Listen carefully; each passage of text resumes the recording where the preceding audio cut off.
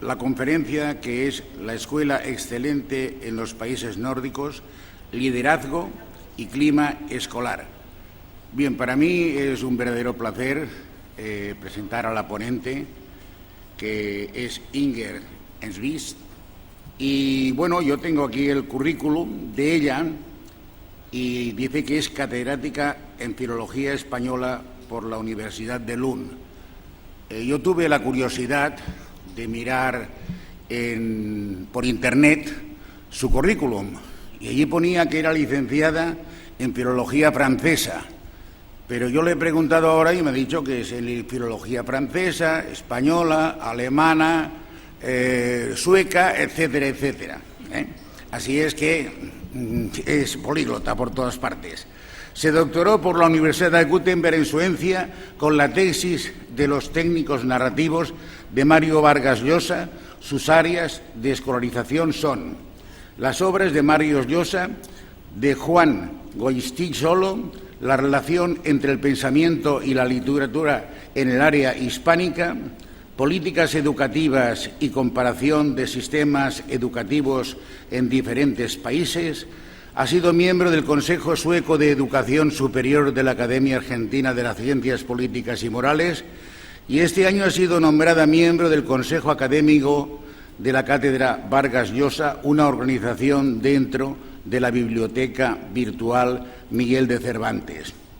Entre las condecoraciones otorgadas ha recibido la condecoración española al Mérito Civil, Premio de Magisterio Español, la Personalidad del Año en la Educación Española y Premio Fomento por la contribución a la educación española. En cuanto a las publicaciones en español, podemos señalar Las múltiples yo de Juan Goyostegui, Estudio interdisciplinar, Almería, Instituto de Estudios Almerienses, con Ángel Sauquillo, La educación en peligro, repasar la educación de Madrid, educación, lo que España puede aprender en las formas escolares inglesas y en la Comunidad de Madrid. Ha dado una conferencia en mi tierra, en Cataluña, al Parlamento, y como digo, yo he estado mirando su currículum y al final ya me cansé porque habían tantas páginas y naturalmente no solo voy a leer a ustedes porque no había tiempo para que ella diese la conferencia. Así es que cuando quieras te escucharemos con mucho placer, Ingrid.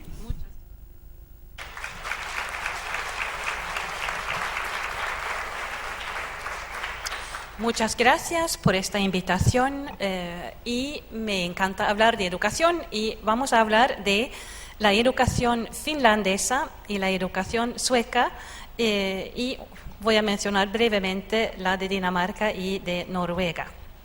Dos palabras para decir por qué me he lanzado a hacer esas comparaciones. Empecé con 4 materias, 4 lenguas en la secundaria y trabajé en la secundaria durante 7 años. Después trabajé en el bachillerato sueco durante 7 años también y con formación profesional y con formación para adultos por la noche. Cuando después o al mismo tiempo saqué un doctorado, empecé a leer informes de investigación del área de la educación, entre otras cosas. Y me acostumbré a detectar contradicciones entre lo que decían los documentos y mi experiencia personal. Y decidí utilizar mis lenguas, mi experiencia personal y mi experiencia de leer informes para hacer comparaciones entre cómo estaba la educación en diferentes países. Así que esa es la especialización que yo me he dado a mí misma. Voy a mencionar Finlandia como un ejemplo bueno. Voy a mencionar Suecia como un país que estaba bien, empezó a experimentar, bajó de calidad y ahora se está recuperando. Y voy a terminar con algunos ejemplos quizá más útiles a nivel de centro escolar. Primero Finlandia, y lo que voy a decir es consistente con lo que hemos oído de la compañía McKinsey y lo que nos acaba de explicar el profesor Gaviria esta mañana. Primero, la educación en Finlandia es estatal. Casi no hay educación privada. Los alumnos estudian en la escuela obligatoria entre los 7 y los 16 años de edad. Recientemente han añadido un año preescolar, un año no para aprender a leer, sino para aprender a aprender, a prepararse para el aprendizaje, a aprender buenas costumbres de estudio. Dan un gran énfasis a la lectura y a la lengua. El primer grado se dedica casi exclusivamente al aprendizaje de la lectura, al aprendizaje de la lengua. Tienen tareas para la casa, desde el primer año en general, lunes, martes, miércoles y jueves. Y esto es para reforzar la lectura. Deben leer un pequeño trozo en casa, en voz alta, y después la maestra les toma la lección, después en la escuela, para instalar la costumbre de lectura y hacer posible que también los más lentos adquieran la costumbre de leer. Otro elemento de calidad son sus currículums, y son realmente un goce. Yo pocas veces he sonreído al leer el currículum del país que sea, pero el finlandés se lee con placer, porque es concreto y sensato. Para el segundo grado, por ejemplo, pueden decir que los alumnos deben saber leer de manera fluida palabras o textos fáciles con una ortografía sencilla. Deben saber, así que es muy preciso lo que deben aprender. Y tanto los propios alumnos como los docentes, como los padres, entienden qué es lo que se debe aprender en ese grado y esa materia. Se puede pensar que su currículum es relativamente tradicional, porque se trata en primer lugar de aprender la tradición finlandesa. A nivel de la ESO, por ejemplo, en lengua y literatura deben conocer unos cuantos escritores finlandeses. En música deben conocer los nombres y las principales obras de los compositores más famosos. Deben saber cantar las canciones folclóricas típicas y los himnos más tradicionales. En hogar deben saber preparar 5 platos tradicionales finlandeses. En deporte deben aprender a esquiar, patinar y nadar, y así en continuación. Así que es un país que no tiene vergüenza de decir cómo son o cómo es. Es muy interesante en comparación con lo que intentamos hacer en algunos otros países. Utilizan las nuevas tecnologías, pero no con esa insistencia que vemos en algunos otros países. Finlandia es un país de alta tecnología, pero no tanto en la escuela obligatoria. Está allí la tecnología, pero no se insiste tanto en ella, se insiste en la lengua y la lectura. Y después, en el bachillerato, hay más tecnología. Es muy famoso que tengan una educación especial, así que si algún alumno avanza poco o ha estado enfermo, tienen un servicio de profesores que ayuda a ese alumno de manera puntual. La idea es que se dé una ayuda fuerte durante, digamos, 2 semanas y que el alumno después se reincorpore al grupo. No para formar grupos especiales, sino que sea puntual. Y seguramente es parte del éxito finlandés. Además, después de la escuela obligatoria, tienen a la vez un bachillerato teórico y una formación profesional. Así que estamos hablando de la edad de 15-16 años. Parte del éxito finlandés, creo yo, es que la formación profesional es muy atractiva para los jóvenes. La mitad de los alumnos eligen la formación profesional. Y no es solamente, por ejemplo, convertirse en fontanero o carpintero, sino el cuidado de los caballos, cómo mantener un yate en función, cómo hacer programas de Internet. Así que hay varias especializaciones que casi son actividades de ocio, pero que son actividades interesantes. Yo creo que es muy importante para explicar el buen resultado de la ESO finlandesa, que los alumnos saben que después de aguantar los últimos años, les espera la libertad de elegir y pueden elegir libremente. En el bachillerato teórico estudian muchos cursos cortos y ellos mismos combinan estos cursos según su voluntad.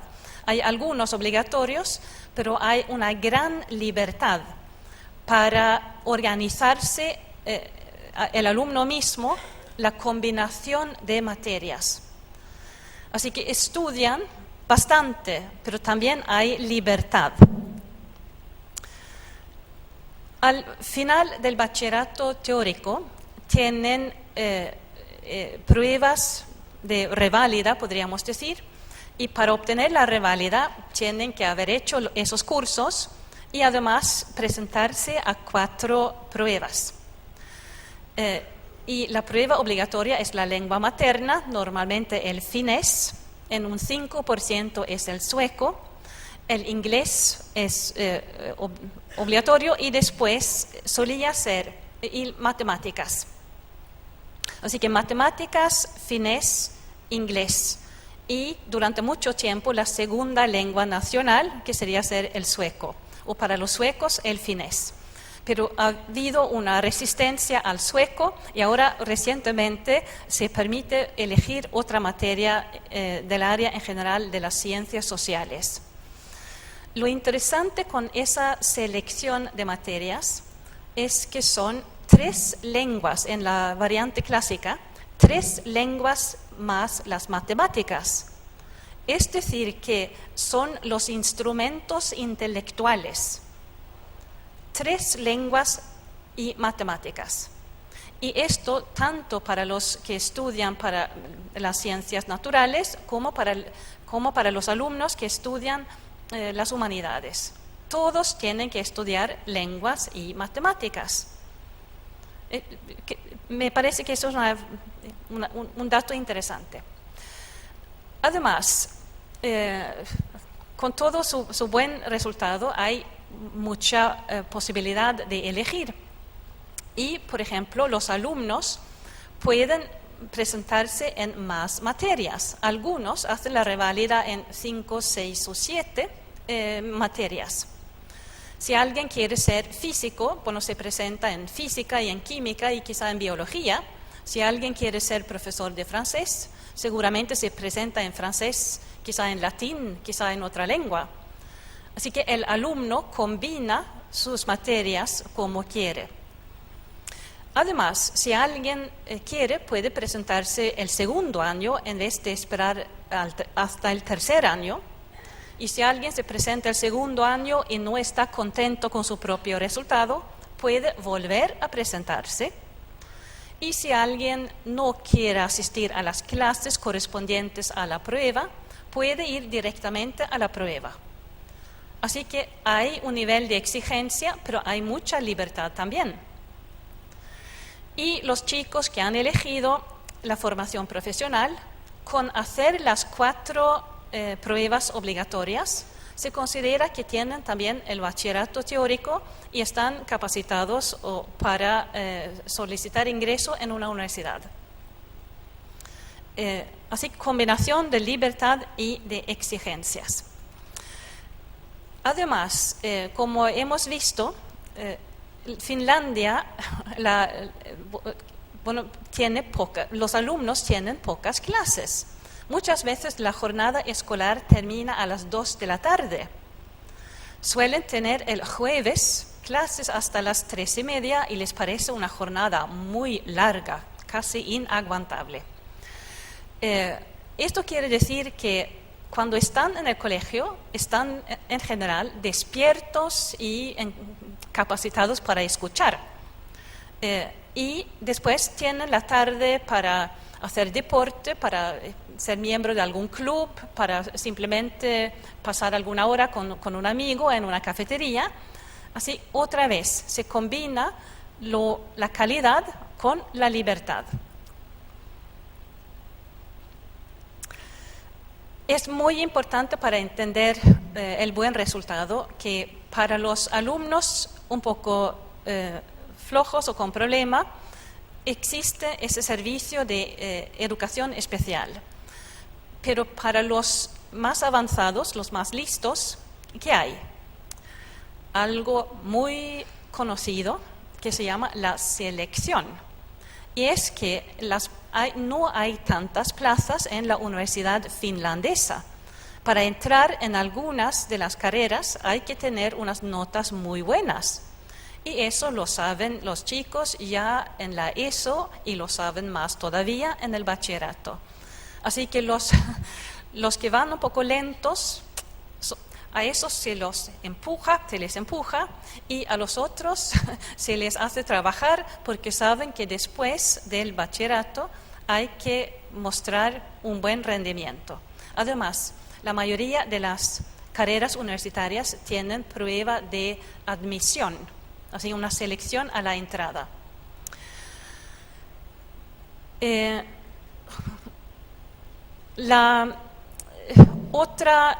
Otro secreto es la formación, no tanto la formación docente como la calidad de los docentes. Se eligen después del bachillerato y hay tanto interés por esa profesión que puede haber entre 5 y 10 candidatos para cada plaza, según la región. Y eso para todos los niveles, tanto para preescolar, primaria, secundaria y bachillerato. Así que la escuela es un lugar atractivo para trabajar. Y en la selección de los candidatos, porque de eso se trata, los candidatos entregan sus notas del bachillerato, el resultado de sus pruebas, el número de pruebas que han hecho, y después hay una entrevista, y en esta entrevista se hace se da un énfasis a la calidad del lenguaje del candidato. Así que porque dicen que el lenguaje del candidato se va a multiplicar por quizá 25 estudiantes durante 30 o 40 años. Y que el lenguaje del docente es uno de los elementos más fuertes en la formación del alumno. Por ejemplo, es muy poco probable que un profesor de una familia sueco-parlante obtenga una plaza en la formación docente finlandesa o finesa, y al revés. Ya que tienen tantas solicitudes, el problema de la formación docente es cómo apartar a algunos. Y por eso tienen así estas diferentes fases. De vez en cuando tienen también ponen un ensayo sobre un tema de educación y los candidatos deben comentar ese artículo. He mirado el contenido de la formación docente y he hablado con formadores y el secreto no es que hagan otra cosa de lo que se hace por todas partes, el secreto es que sus futuros profesores son diferentes. Esos son jóvenes inteligentes y muy comprometidos con la tarea. Así que con ese grupo se puede hacer casi cualquier cosa. Además, esos jóvenes ven a los compañeros del grupo y se dicen, bueno, bueno, yo soy uno de los elegidos como estos otros y entran en una espiral beneficiosa.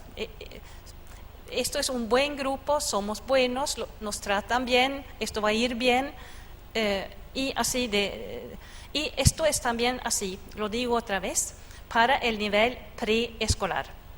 Y para ser docente en Finlandia lo normal es tener un máster.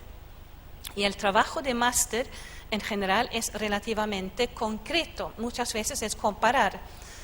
Si alguien va a ser maestra de preescolar, por ejemplo, hace un trabajo con los niños y después compara con otros trabajos hechos por otros maestros o maestras y después constata cuál ha sido mejor, el resultado es mejor o es peor y por qué. Así que es a la vez un ejercicio de lenguaje, de razonamiento y algo concreto.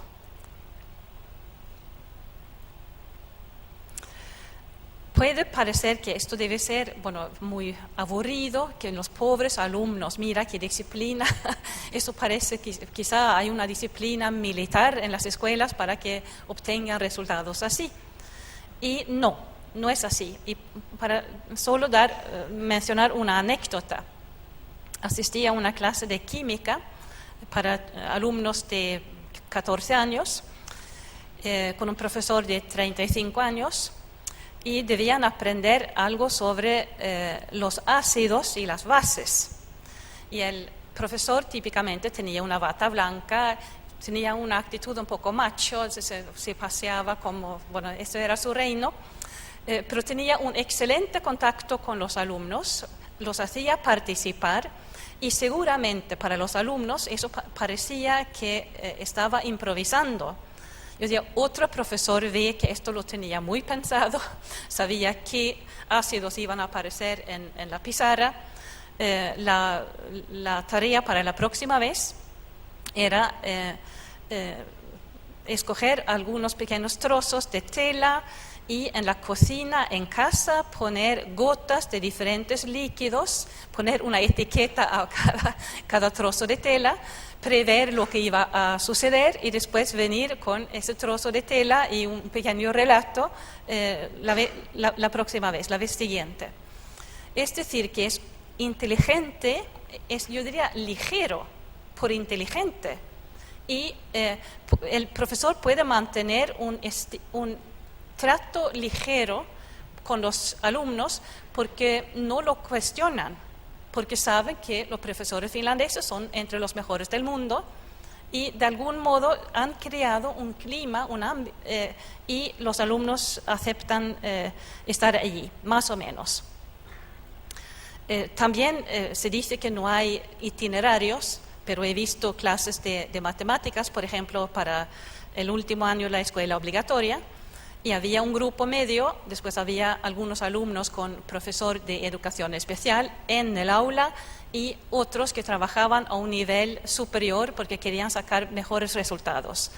Así que no es exactamente igual para todos, pero el igualitarismo en estilo finlandés es hacer subir a todos, igual pero en el nivel más alto.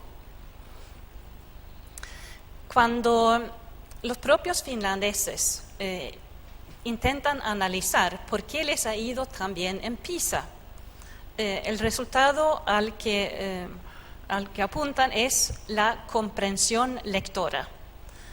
Ahí les sale bien la comprensión lectora, pero también las matemáticas y las ciencias naturales, porque los alumnos entienden de qué va.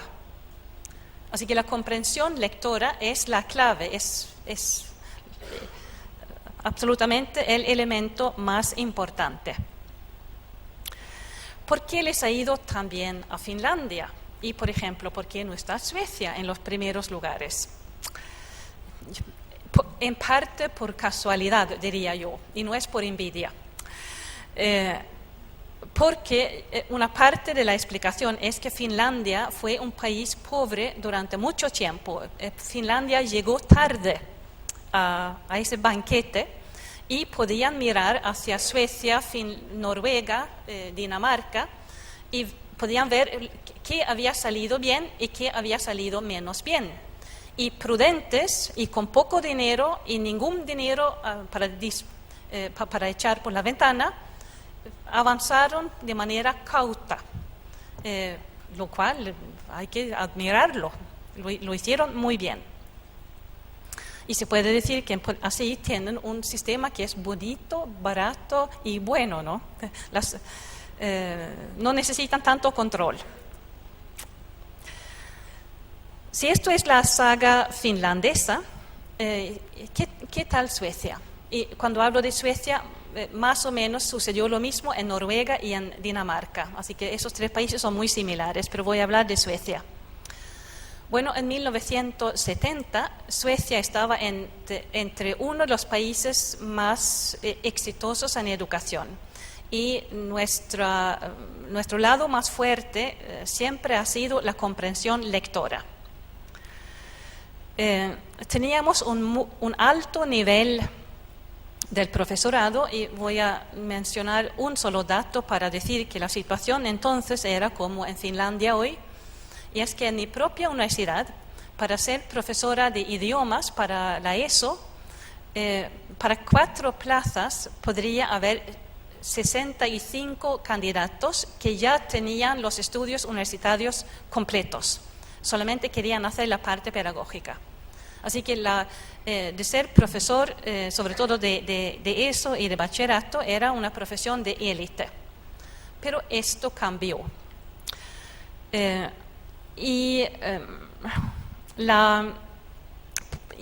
Por cambios políticos. Así que en 1970 éramos uno de los países, yo diría, más igualitarios probablemente del mundo y con uno de los niveles de bienestar más altos también. Pero los políticos decidieron hacernos más iguales todavía. Y en eso hemos sido un poco un país probeta, diría yo. Porque cuando empezamos a experimentar con la educación, no teníamos mayores problemas sociales, teníamos financiación para la educación, teníamos excelente tradición. Así que si estas ideas no funcionan en Suecia, yo creo que se puede decir tranquilamente que estas ideas no funcionan. Algo así.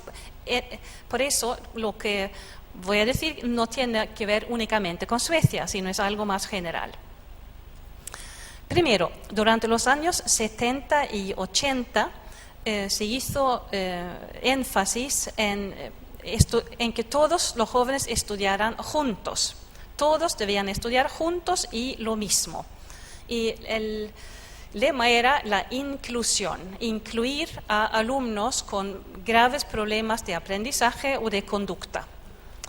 Esto creó un desorden y esto creó una huida de profesores competentes hacia otras profesiones.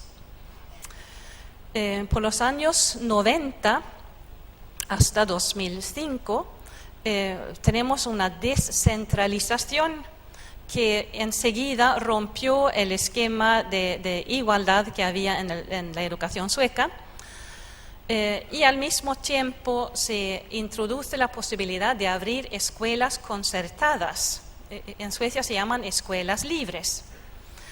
Y si no hubiéramos vivido todos 20 años de un desorden creciente, yo creo que no hubiera habido interés por una escuela concertada.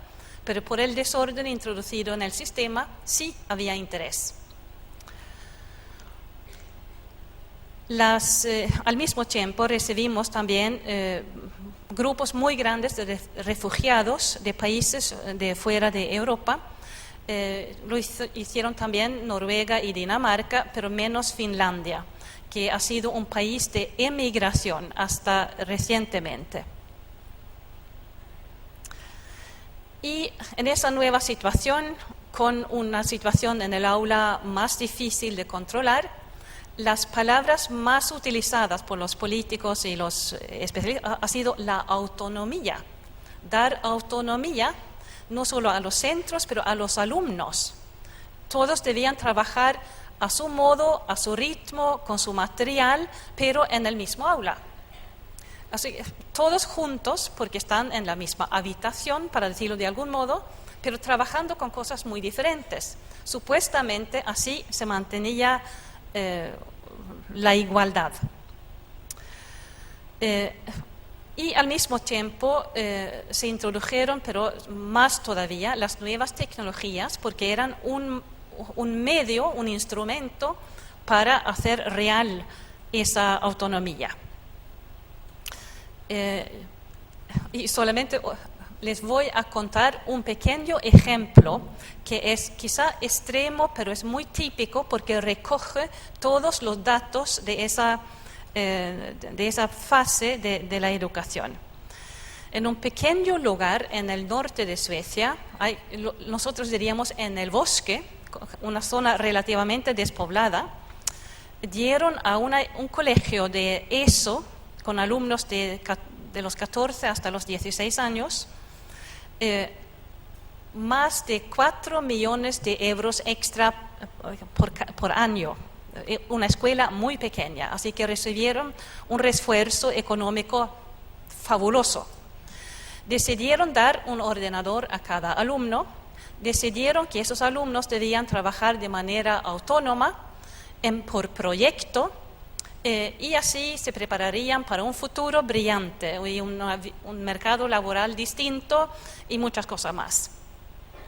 Y hay que entender que ese colegio tenía pocos alumnos, así que había como 15 en cada grupo, porque no había más alumnos en el área. Tenían profesores formados, tenían así que, una situación inmejorable. Y se hizo una propaganda masiva para que todos los demás colegios aprendieran de este colegio. ¿Y qué sucedió? Bueno, en la evaluación, después de 3 años, se hizo una evaluación muy profunda con los datos, con las observaciones, con entrevistas y todo. Y primero se notó que estos alumnos tenían un nivel muy bajo de comprensión lectora, lo que suele ser lo automático, lo que siempre sale bien en Suecia. ¿Y cómo es posible? Si no había problemas sociales de ningún tipo, no hay inmigrantes en el bosque tampoco, pero ¿qué había sucedido?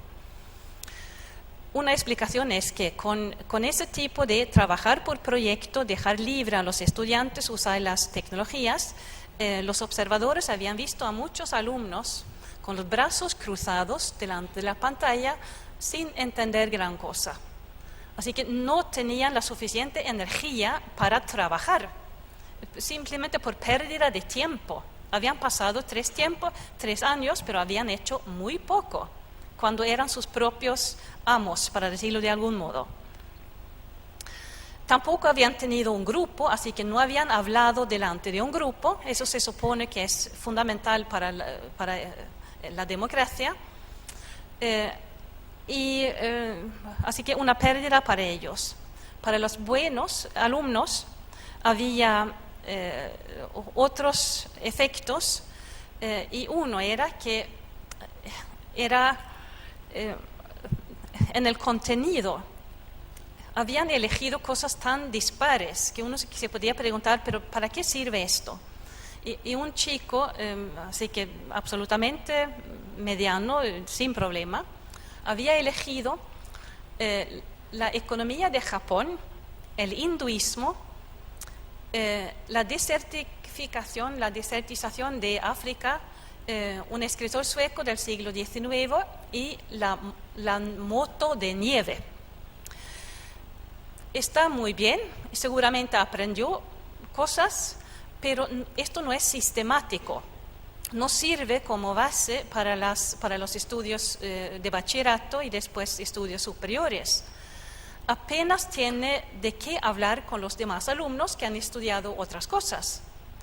Y se rompe un poco el lazo entre las generaciones porque sus propios padres y abuelos han estudiado otras cosas. Es decir, que es una atomización del aprendizaje. Cada individuo sabe algo que no saben los demás, pero también está aislado en ese tipo de conocimiento. Así que lo que parece hipermoderno quizá no sea tan bueno como podría parecer en el primer momento. Y los profesores, ¿qué dijeron? Al comienzo dijeron que estaban muy orgullosos de participar en un proyecto tan famoso y recibir a tantas comisiones de visita, pero al final dijeron que era un método de trabajo muy estresante, porque cada alumno hacía algo diferente. Y los profesores siempre tenían a 3, 4 o 5 con la mano levantada y pidiendo ayuda. Así que se sentían que no daban abasto, a pesar de tener tan pocos alumnos. Curioso, entonces con un proyecto tan importante, tan conocido, tan bien financiado, que recogía todo lo que quería el Ministerio de Educación de entonces, que hicieran los profesores, y una evaluación devastadora, se puede decir. ¿Qué sucedió? Pues nada. Simplemente nadie en las autoridades no mencionaron la evaluación y todo continuó como antes, como si el resultado hubiera sido bueno. A propósito del liderazgo, que era aquí, en ese experimento, el liderazgo se entregó a los propios alumnos. Es muy, muy curioso.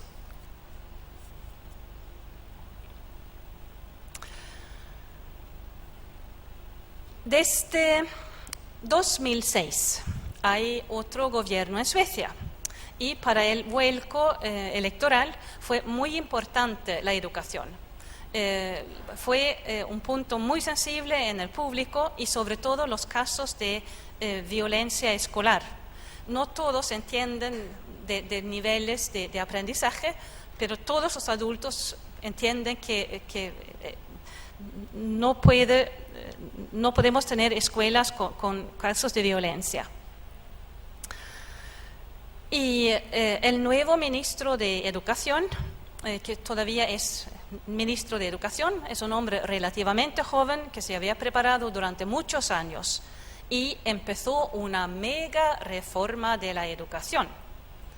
Así que primero he contado el caso finlandés, con un liderazgo sensato, cauto y exitoso.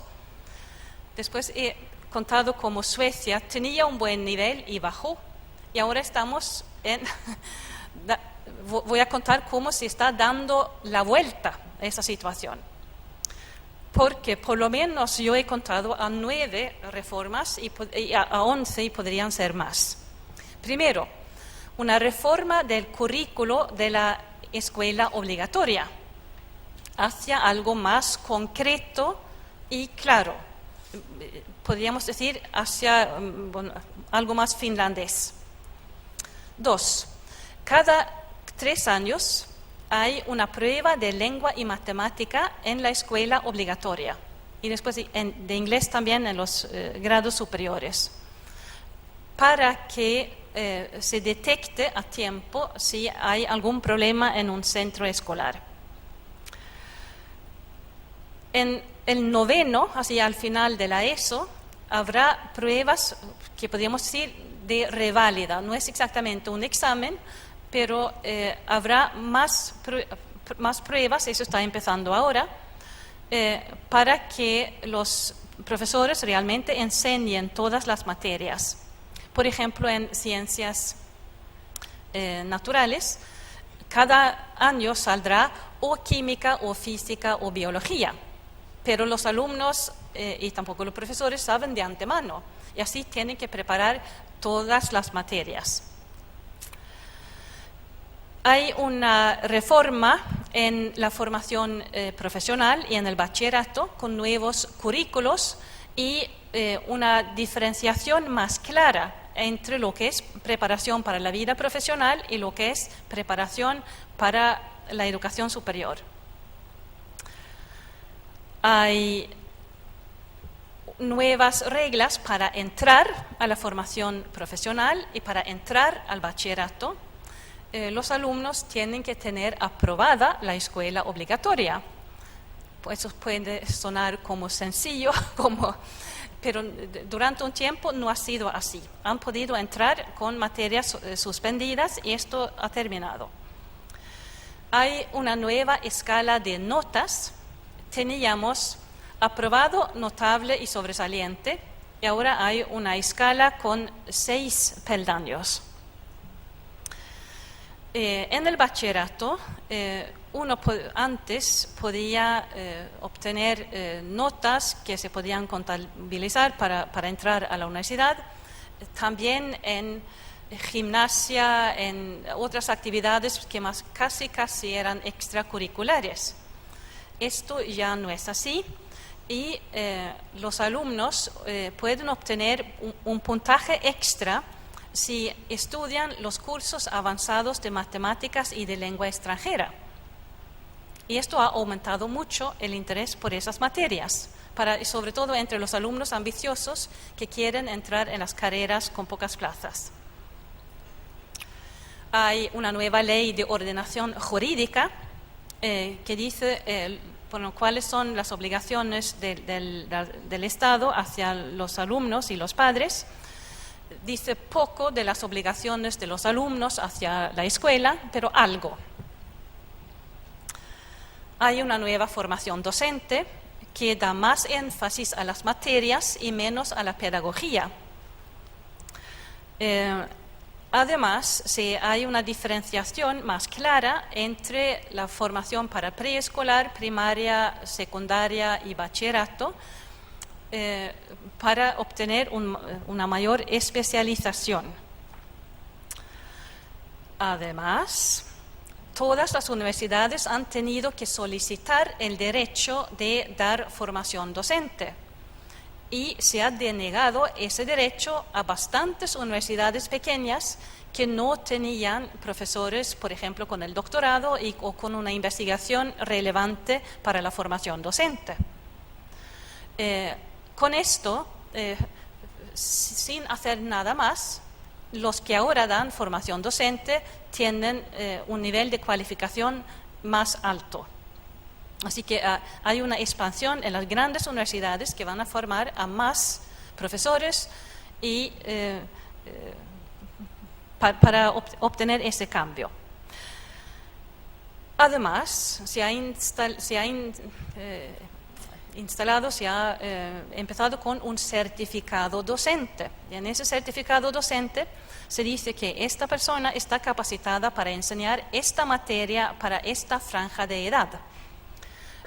Con esto, yo al principio pensaba, pero ¿por qué insertar esto ahora cuando hemos tenido problemas con la formación docente? ¿No es mejor esperar un rato? Pero el resultado que ha tenido esa reforma ha sido que las personas que estaban en un puesto para el cual no tenían la cualificación formal, se han dado prisa para obtener esa cualificación o para terminar unos cursos pendientes, etc. Así que ha sido muy saludable, diría yo, para el mundo docente. Y para resumir todo esto, ¿qué ha hecho el ministro de Educación? Yo diría que si lo vemos como un tablero y piezas, ha movido todas las piezas un trozo.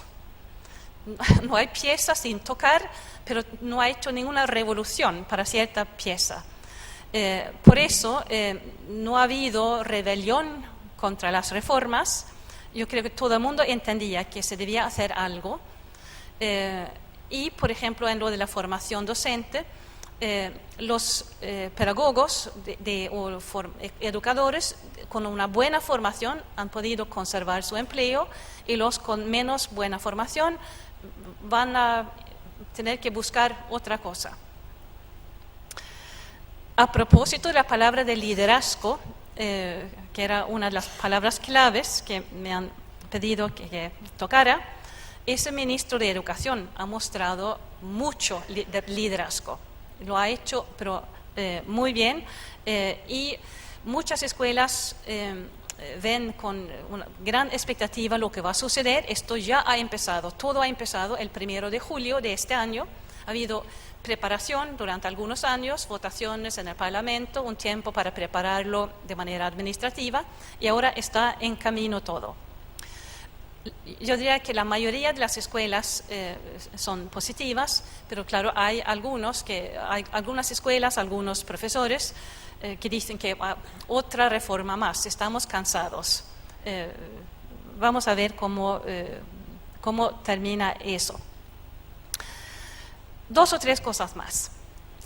A propósito de lo que hemos visto ayer y esta mañana, se publicó hace 1 año, 2 años, un estudio sobre el final de la escuela obligatoria, con la pregunta de si la escuela era igual para todos y sí y no. Lo interesante fue que este estudio lo hicieron unos economistas que solamente miraron las cifras, no la pedagogía, y comprobaron que no hay una relación clara entre la inversión y el resultado, no entre el tipo de barrio y el resultado, no entre si hay inmigrantes o si no hay inmigrantes, no entre si la escuela está en el campo o en la ciudad. Porque decían que veían una y otra vez en el mismo barrio había un colegio muy bueno y otro muy mediocre, ¿y cómo podría ser? Y decían que parece que hay algo más, pero no querían entrar en ese terreno. Mi explicación sería que es cuestión de liderazgo y de ethos escolar. Es lo que aportamos los profesores, y sea cual sea el marco administrativo, el anterior sueco, que quizá no era ideal, pero también allí los profesores y los directores de colegios pueden mejorar los resultados de su colegio si enfocan el aprendizaje. Si realmente enfocan el aprendizaje, si lo hacen de manera activa y consciente y no dejan pasar el tiempo con otras cosas. Estoy acercándome al final de esta exposición y lo que he contado, lo que he explicado a propósito de Finlandia en 2005, por ejemplo, cuando eran los campeones de PISA, era muy similar a Suecia en 1970. Los profesores suecos hemos dicho, pero eso es lo que teníamos. Es Suecia antes de los experimentos. Y con algo de nostalgia, pena, etcétera, hemos visto que esto lo teníamos, sabemos cómo funciona, conocemos la receta y ahora quisiéramos un poco mirar hacia este modelo otra vez, con profesores excelentes y con alumnos que hacen un esfuerzo y con un marco administrativo claro. Y en Suecia también teníamos el apoyo de los padres. Todo esto es más bien nivel estatal. Estos son cosas que se deciden por encima de los profesores y los colegios. Pero quisiera terminar con 3 puntos. ¿Qué se puede hacer para mejorar si los profesores son buenos y podrían llegar a ser excelentes? Lo que vimos en McKinsey ayer. Ir de buenos a excelentes, ¿cómo se hace? Lo que hacen los buenos colegios, tanto en Finlandia como en Suecia, es dejar que estos buenos profesores tengan una posibilidad de estudiar, por ejemplo, un curso universitario, que puedan participar en viajes o quizá también visitar a otros colegios excelentes. Es decir, dejar un poco a los profesores que saben muy bien lo que hacen y que necesitan un espacio para desarrollar las líneas que ellos quieren desarrollar. Ellos lo hacen bien, cada uno a su manera, y darles posibilidad de trabajar así y no cargarlos con mucha administración, etc. En los colegios que son más mediocres y que necesitan subir a un nivel al nivel de bueno, quizá en los barrios difíciles, se suele hacer dos cosas: cambiar algunas medidas exteriores, podríamos decir, y otras interiores. Lo exterior sería dividir, si la escuela es muy grande, dividirla en unidades más pequeñas, para que todo el mundo se conozca. Los profesores deben conocer a todos los alumnos y los alumnos a todos los profesores, y se debe acabar el anonimato, si hay anonimato. Y si realmente la situación es mala, lo que se suele hacer es nombrar a un nuevo profesor, cambiar el nombre de la escuela, un nuevo equipo, y cosas tan prácticas como pintar la escuela o quizá introducir un pequeño uniforme, aunque sea solamente un jersey o algo, porque como saben muy bien aquí, el uniforme no es la prenda, sino es la aceptación es decir, si llevo uniforme, es decir, que yo sé que soy alumno, que estoy en mi lugar de trabajo y acepto las reglas. Ese es el mensaje del uniforme. Lo interior es trabajar con un seguimiento del individuo. Es lo que se dijo en McKinsey ayer.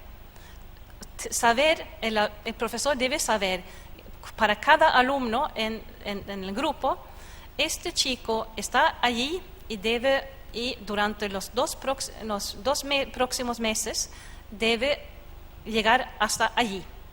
Y el profesor y también el alumno sigue el desarrollo del alumno, y entonces el alumno sabe que está en formación, sabe que cuando está en el colegio está en formación y se espera cosas de él y él debe esperar cosas de sí mismo. Lo que hacen en esos colegios es trabajar también con metas a corto plazo para no perderse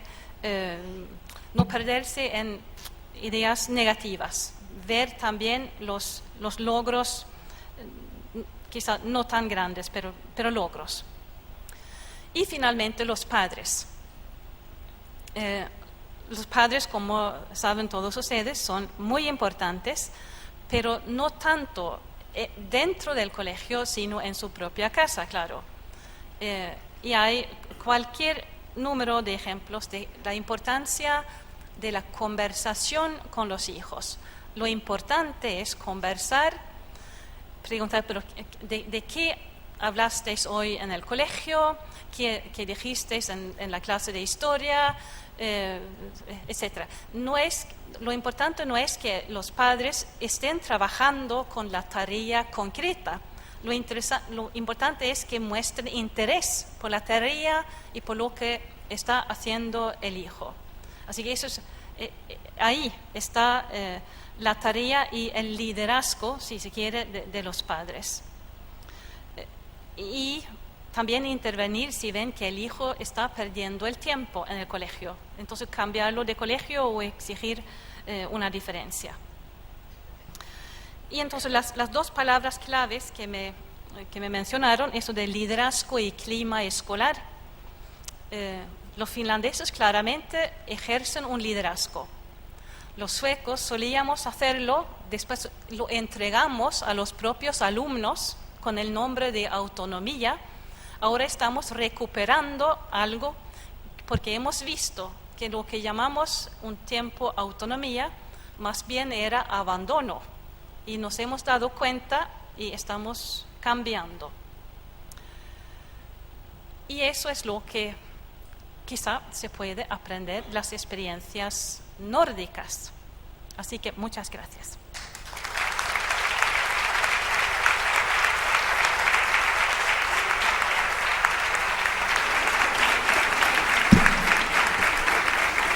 quieren alguna pregunta para la ponente. ¿Y la señora?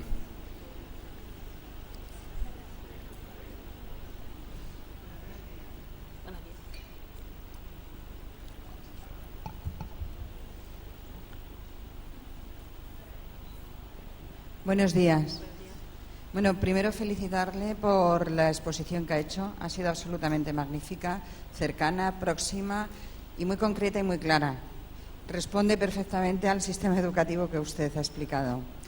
A mí me gustaría saber, porque ha dicho cosas muy importantes, y creo que todos los que estamos aquí compartimos la mayor parte de ellas. Pero hay una que es fundamental y ha dicho que los profesores se sienten elegidos cuando van a acceder al cuerpo de, supongo que será funcionariado del Estado. A mí me gustaría saber cómo hacen esa selección, si es con un examen, como se realiza aquí en España, que muchas veces eso no demuestra que ese profesor que tiene tantos conocimientos sea capaz de expresarlo. Me gustaría saber cómo hacen esa selección y luego también me gustaría, ha hablado también del papel de la familia, Le voy a hacer diferentes preguntas, pero no quiero extenderme mucho porque habrá más gente que querrá hacer más cosas. El papel de la familia, usted lo considera muy importante, yo también, pero creo que lo ha ubicado en su momento justo y puntual. Aquí se ha hablado mucho, y también en el informe PISA, de que el entorno familiar es importante, pero quizás dándole un enfoque a los estudios que tiene la familia, no tanto al hecho de implicación por parte de los padres, que a mí me parece más importante la implicación dentro del ámbito familiar que al hecho de la preparación de los padres. Muchas veces no tiene por qué. Muchas gracias. La primera pregunta a propósito de la selección, allí tenemos el caso finlandés y el caso sueco y son diferentes, pero lo que hacen los finlandeses es que en su caso la selección es entre los 5 candidatos o los 10 candidatos que se podrían admitir, cómo seleccionar a los mejores.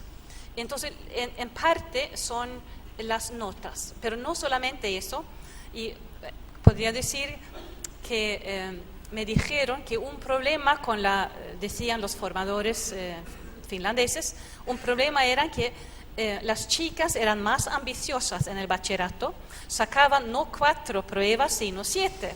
Los chicos casi nunca sacaban más de 4, y entonces si solamente se basaban en el número de pruebas, no tendrían profesores varones, y no podría ser. Entonces, utilizaban bueno, no me lo dijo así, pero me dejó entender que de vez en cuando en las entrevistas decían que los candidatos varones tenían una personalidad muy, muy idónea para ser profesores, para que entraran algunos varones. En las entrevistas miraron 2 cosas. Miraron primero que no tuviera una personalidad introverta. Así que no para seleccionar la mejor personalidad, sino para quizá decir que no a alguien que realmente no tuviera una personalidad adecuada. Así que no seleccionar cierto modelo, sino quizá apartar a los que realmente no se podría pronosticar un buen futuro.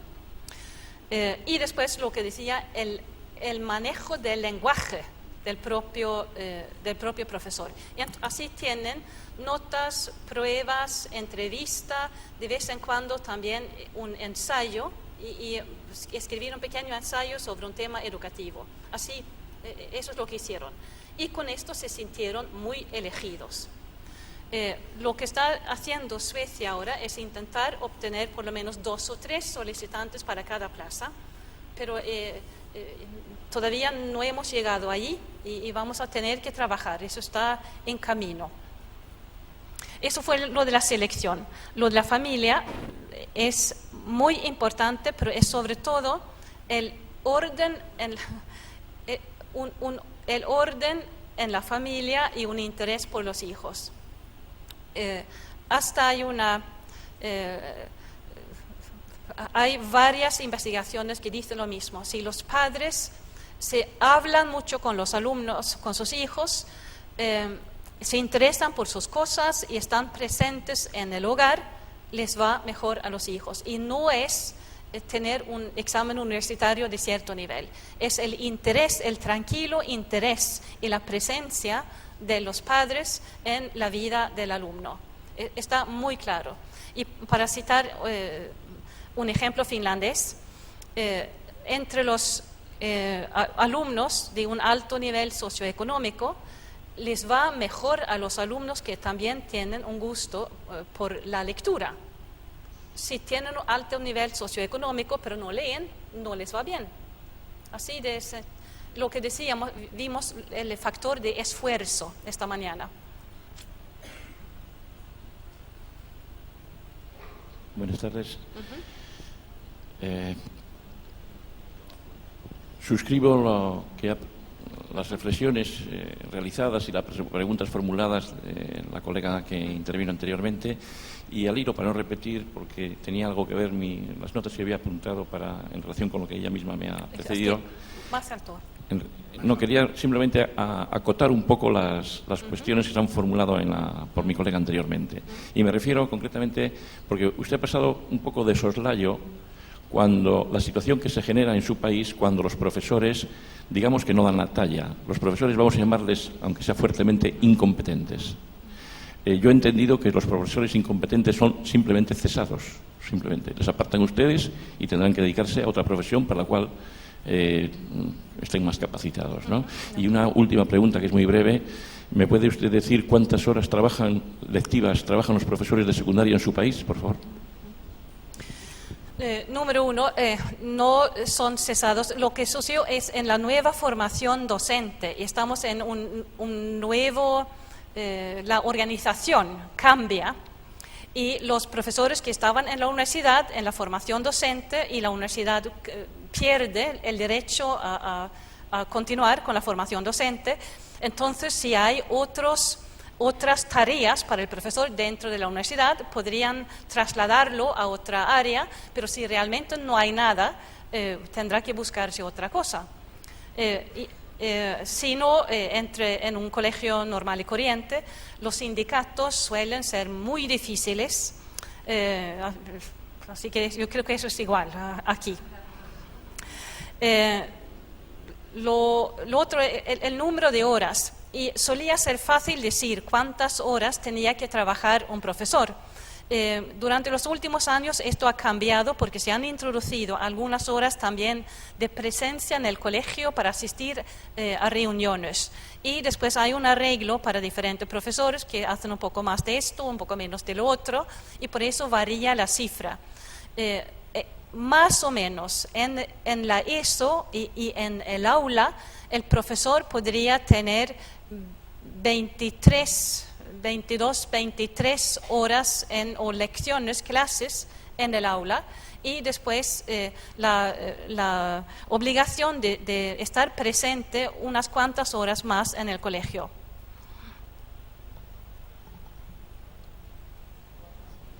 Bien, ya es la hora. Perdón. ¿Hay alguien más? No. Bueno. ¿Hay alguien que levanta el brazo? Será la única intervención porque ya es la hora. Entonces ya. Sí. Ya está.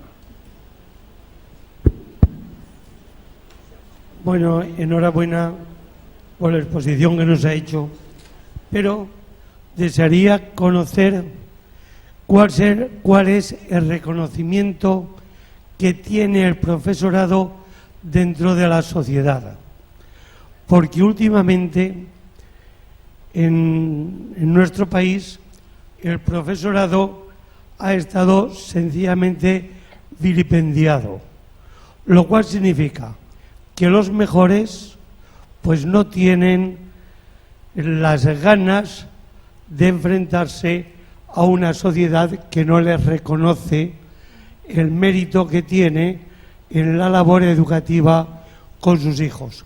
Y una sociedad que no tenga los mejores profesores, los más vocacionales, difícilmente podrá superar el nivel que tenemos en PISA. Entonces, desearía conocer concretamente cuál es el reconocimiento de la sociedad hacia su profesorado docente. Y allí otra vez tengo que decir que hay una diferencia, que Finlandia hoy es como Suecia en 1970, porque reconozco todo. Y en Finlandia yo diría que hay un respeto por el profesor y que ha aumentado posiblemente con PISA, porque además del respeto tradicional está el respeto por saber que son entre los mejores del mundo. Así que nadie se mete con un profesor finlandés. En Suecia las cosas no son tan fáciles ahora y yo creo que somos muchos que estamos trabajando para elaborar nuevas maneras de mejorar el respeto al profesor. Tenemos problemas como en España y en otros países. Así que estamos trabajando con esto. Y antes de terminar, quisiera solamente decir que he traído algunos ejemplares de un libro mío y que regalo los ejemplares y si quieren pueden llevarse un ejemplar. Tengo unos cuantos libros ahí. Muchas gracias. A ver, me sabe mal cerrar esta conferencia, porque es encantador oír a Inger cómo se expone y entonces solamente me queda agradecerle esta exposición de esta conferencia que ha sido amena, agradable y enriquecedora. Buenas tardes.